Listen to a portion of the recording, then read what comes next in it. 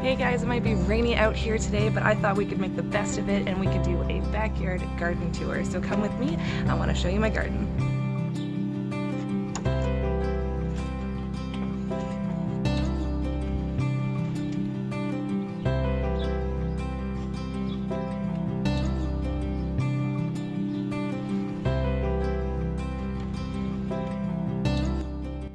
So for me, definitely one of the most important things about our garden is that not only does it look pretty, because of course I love it to look good, but I really want it to be productive. I want to be able to eat what's growing in it. So most of the plants that we are growing here are edible, although we do have some that are just for look or just for flower to help bring in some pollinators, because I absolutely love working with all of the bees in this garden. I kind of think of them as like my co-workers. I just love them.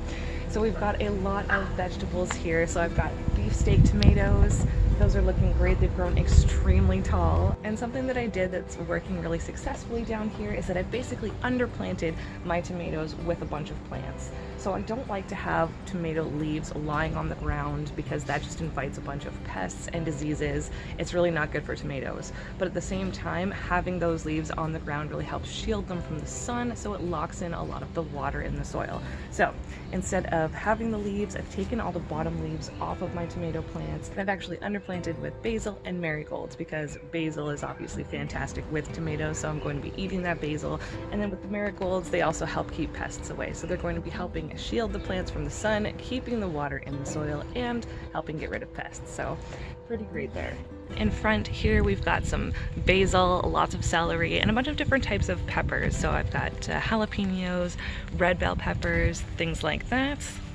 And then over here, this thing that is blooming, this is actually a radish. And usually I would just pull the radish out, but what I've actually noticed with a lot of plants that I would usually just pull, like bok choy or radishes, the bees really, really love their flowers actually. So I tend to leave them out just for a little while, just for the bees. Yeah, these radishes have just gone crazy because I've just sort of let them do their own thing. Okay, I totally just fell over pulling this out. Yeah, so that radish you could take to a fair. That's ginormous. But yeah, I do need to pull these out, and then I think I'm gonna plant just like a bunch of herbs and basil and things like that in here. Let me just, get back up from falling over. And then we also have a whole bunch of cucumbers here, and they are doing amazingly well. They are flopping over now because they've actually overgrown their trellis. So they're doing really, really well, and I've already pulled off a huge amount of cucumbers off of these, and I'm guessing, yeah, oh yeah, there's a lot more to pull off here. So, oh, there's some nice ones. So the cucumbers are doing fantastic. I planted a bunch of beans in here and only 2 came up, so also going to be planting that up with something else, maybe basil or some other herb. Welcome to the broccoli patch. Last year was the first time I ever successfully grew any broccoli, and it was fantastic because you get the initial head and you get to eat that, and then it also sends off all these fantastically delicious offshoots. So very, very excited for our broccoli here this year. They are big and looking absolutely beautiful. And I'm using the same sort of idea with all of the plants. So I'm underplanting with something to help shield it from the sunlight, and also because some of them are edible. For example, under here we've got a bunch of nasturtiums, and those flowers are delicious and peppery, great in salads. And then under here we've got more marigolds. So lots of underplanting going on. And I've got basically little baby portulaca flowers absolutely everywhere. I became obsessed with portulaca last year because they can handle the heat of my garden, they can handle the sunshine, they don't need much water, and they're always blooming. So they're a winner in my book. I absolutely love them. We've got a bunch of fennel here. And last year I also discovered that green onions have the most beautiful blooms, and the bees absolutely love them. So I put symmetrically some green onions in the garden there and right over there, and doesn't that just look so cute, like those big globes just popping up? I think they're adorable. And then in front of them I had chives, and those looked very, very cute when they were in bloom. And this section here is just a lot of flowers. I've got lavender coming up, I've got some dill at the back, I've got some beautiful Russian sage. The Cereopsis just started blooming and they're fantastic. The bees absolutely love them. Here we have a red hot poker. This one was definitely a wish list plant for me for a while, and then I found one last year and of course I snagged it. So with this plant you can see actually this is how they bloom up. They form this really tall flower spike that has these orange and yellow colors on it.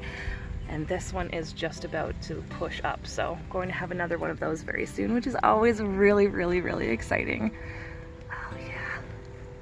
So everything's symmetrical on this side. Oh, we've got some dill coming up over here. Those get so big and cute. I'm just in love with them. And then over here we just have like more tomatoes, cherry tomatoes over here planted with nasturtiums, a little bit more broccoli. And then we've got my berry patch. This berry patch has gone wild. I planted 3 canes in here maybe 2 years ago, and it has gone insane. No complaints from me though. I mean, we have been eating berries for breakfast for the past few days and it's been amazing. There's nothing like just coming out to your garden and snagging some berries and maybe some peas and just having that for your breakfast. We also do have a greenhouse at the back here, and it's not really doing too much. It's mostly serving as storage because we are going to have a huge rainstorm really soon, but I do use it a lot in the spring, and I will also be using it in the fall and winter. So this is its first year here, and I'm really excited to use more of it. And then we'll also just go to the back here and I'll check out what we've got going on at the back. So this is actually a little garden that I put in last year, just at the end of the season, mostly because these hydrangeas really needed my help. I had them in my main garden that we just took a look at, and that garden gets so much hot sun, like way too much for a hydrangea. But I pulled them out and I put them in this new back garden here that I basically just laid some old wood logs down and filled the rest of it up with soil. Really easy to do. And this year they are doing so much better. Last year they had so many burn marks on their leaves and they were like constantly sad and floppy. It just wasn't a good look. So they're much happier over here.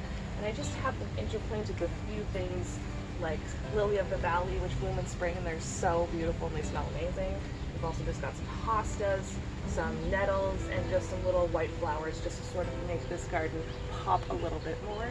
And then over here we've got some really exciting activity happening. This guy is pushing out some nice hydrangea blooms that we should be seeing very soon. So I do have a few hanging baskets back here on the other side of the yard, just like some mints and a fuchsia. And then under here, under the tree, this is basically a spring sort of area. So we've got coral bells, columbine, bleeding heart, that type of thing. But as you can see, they've mostly lost their blooms at this point because we're heading into the summer season. Usually we have a fire pit there. I just have everything put away because of the storm that's gonna come. So in here up at the deck, I've got a lot of stuff in pots. So I've got cherry tomatoes in pots, and for the longest time I was just pulling off every single blossom that they had because they just weren't ready yet. And now I'm finally letting them grow, and they're growing lots and lots of nice fruit on there, so that's fantastic. Same sort of idea though, have them underplanted with some plants. In this case I've got marigolds. And we also have a lot of peas. Like I was saying, we have these for breakfast almost every morning. So we've got lots of peas in here as well. And then these are just flowers. I've got some California poppies over here, some asters started, and my favorite, portulaca. You will see portulaca everywhere in my garden because this plant is so amazing. It's just so great if you have a spot where you have way too much sun and you don't want to water all the time and you don't want your plants to die. So I've got this beautiful sort of purpley pink one. I've got a tangerine one over here. If we come up here, I've got more in here. These ones I actually overwintered. These ones I grew from seed. These ones are moss rose, another fantastic succulent if you need something for a really hot sunny spot. Oh yeah. So I've got succulents and thyme, so like Mediterranean type of herbs that can withstand some heat. A bunch of catnip because I've got 2 little kitties that absolutely adore it. Down here we've got hyssop, rosemary. This is another succulent that I overwintered. This one is a Delosperma ice plant and it has beautiful purple blooms on it. It looks like it's going to be blooming very soon. and then everything's kind of symmetrical on the other side. We've got more moss rose, lots of thyme, Mediterranean herbs, more hyssop. I absolutely love hyssop. I don't think this is a very commonly grown plant for most people, but I have to say it's fantastic. The bees go nuts for it. And then down here we've got more moss rose, a coleus, and a poppy. It's a really random planter there, but I kind of like it. These ones are super cute with their butterfly-esque flowers.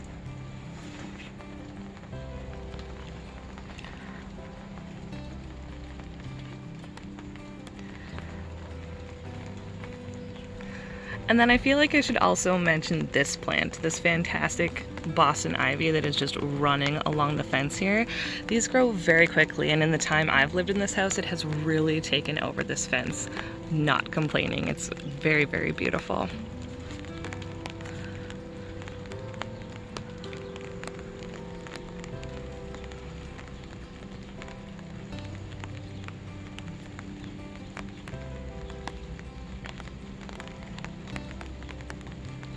Back here I have some morning glories, moonflowers, climbing nasturtiums, and also some sweet peas. So I initially just wanted morning glories and moonflower in here, something to bloom in the day and something to bloom in the evening, but then the moonflowers really just didn't take off, so I just put in a bunch of climbing stuff, and I was like, have at it guys, a little bit of a free-for-all. So the morning glories are doing really, really well, and we'll see how the other ones do. We'll see. But so far that is looking pretty cute. So what do you think? That is my back garden right now. It is late June, almost July. We'll definitely take another look down here, maybe in a month or so, just to see how things have changed.